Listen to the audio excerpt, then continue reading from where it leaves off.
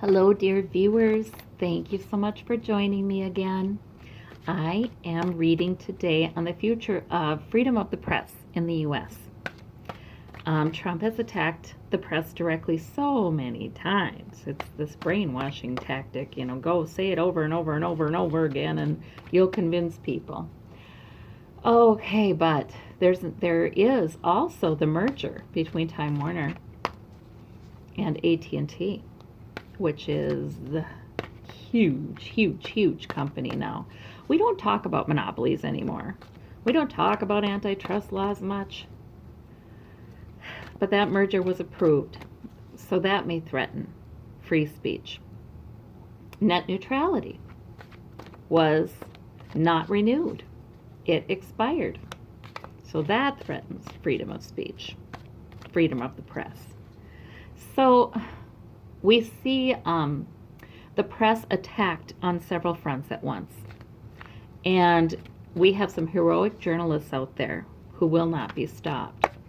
But this is very concerning because freedom of the press is a central tenet of democracy. Freedom of the speech is a central tenet of democracy. And when a nation's press goes, when we have state-run TV, basically, that's democracy is dead. So, on that cheerful note, I want to ask, what is the future of free press? And I'm going to use this horseshoe spread that I've been liking. Okay, so past events. The Hanged Man, right? We're kind of looking and watching and waiting and wondering what's going to happen. Kind of watchful there. And we've had delays too because there's been some fight against this attack on the free press and freedom of speech. In the present then, we have the Ten of Cups. So I feel like that is sometimes a reminder from Spirit to me that, okay, you guys, it's scary, yes, but please remember that you have beautiful things in your country. You do still have the ability to raise a family in safety. It's being eroded, yes, but you still have that. And ability to raise the family in relative safety. Poverty threatens that. Out of control penal system threatens that. But we've got it. We still have it. We still have it for the most part. Too many cracks and erosions in it, but we've got it. All right, internal influences. And that is, so that's the influences in our country. The Hermit. You know what I think that means? I think that means that, so many of us citizens here in the U.S. are working so long and so hard. We're just trying to keep together our own corner of this world. So many of us. So it isolates people. If people are so busy that every minute of every day has to go toward work or taking care of your home or your children or your relatives or what have you, then you're effectively quite isolated from these issues. And that's a problem. I forgot to mention that as a challenge to the free press and freedom of speech. Obstacle up on top. Manipulation. The Knight of Cups seems like good news, but you have to watch that Knight of Cups because he does know how to make you feel good. He sure does. But if you look a little closer, you might see that he's a charmer without a lot of substance. He has one message. He wanted to make you feel good to get what he wanted. So manipulation is an issue. And I do feel a warning from Spirit lately to be careful, when good news comes, don't swallow it whole. This is the feeling I've had, guys, that, the powers that be, extremely wealthy people who bought a lot of favors, They are realizing they've pushed it too far with us, and they're going to bring some good news. They're going to allow some good things, some victories for the people. But we cannot become complacent. We can't call the battle won, because that'll be nice, but we need to keep our eyes open, because still there are very powerful people in this world, and they're not going to lose their power. So we've got to keep our eyes open. All right, external influences. We have the Fool.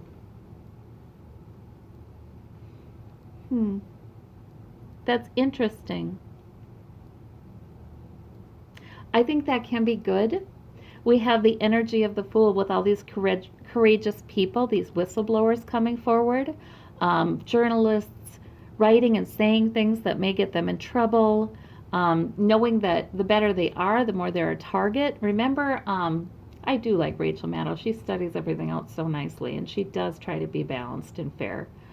But she and she and other outlets got this fraudulent tip, a memo that wasn't real, and they looked at it and investigated it, and they saw that it was a fake, and they didn't run it. But somebody was trying to discredit them, and their targets are very courageous journalists are targets. But with the energy of the Fool is beckoning so many people to walk out in faith and just start that journey. Go there. They're going there. And that is very helpful to all of us. Very helpful. All right, best course of action. All right. Ooh, okay. Well, that's an interesting one. In these political readings, a lot of times that Two of Cups has been Trump working with Congress, Republican Congress, and, they're working together on goals, agreement, pact. But I feel like that's not what that's saying here.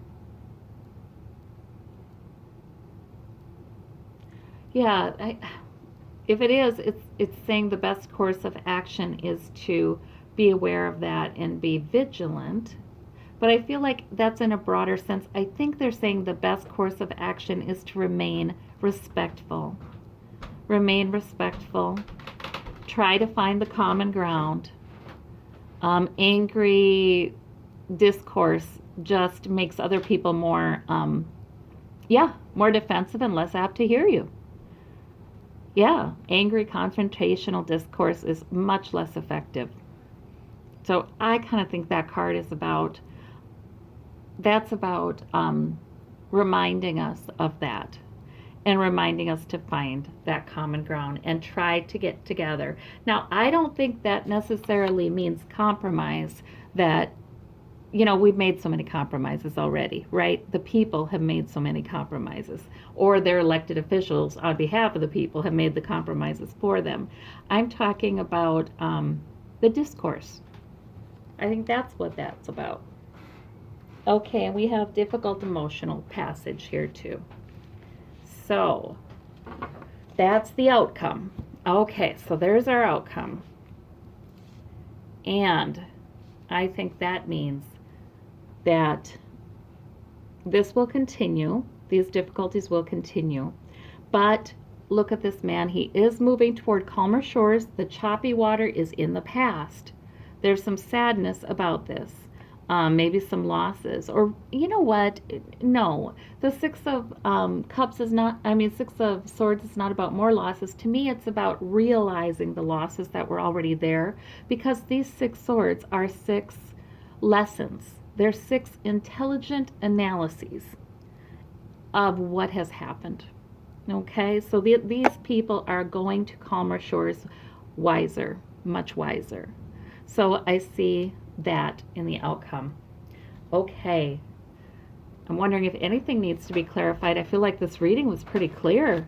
I want to clarify that Knight of Cups, though, because I do think that's about manipulation, and we have to be a little guarded, because good news may Yeah, we have to study it out. We have to be smart about it. The journalists, thank goodness they study it out and they're smart about it. Nine of Cups, Trump. Trump, yeah, is manipulating. Okay. He might throw some good news out there. He is trying to pretend like he's bringing all these good things. He's just, he looks in the camera and he says bald-faced lies. Overstates his accomplishments, takes credit for what previous presidents accomplished. But he is always wanting to bring good news as a manipulative tool. Yeah, and I only say that's Trump because it's been Trump in my readings, that Nine of Cups, wealthy merchant guy. Okay, I want to see this Ten of Cups. Okay, yeah, so that's exactly right.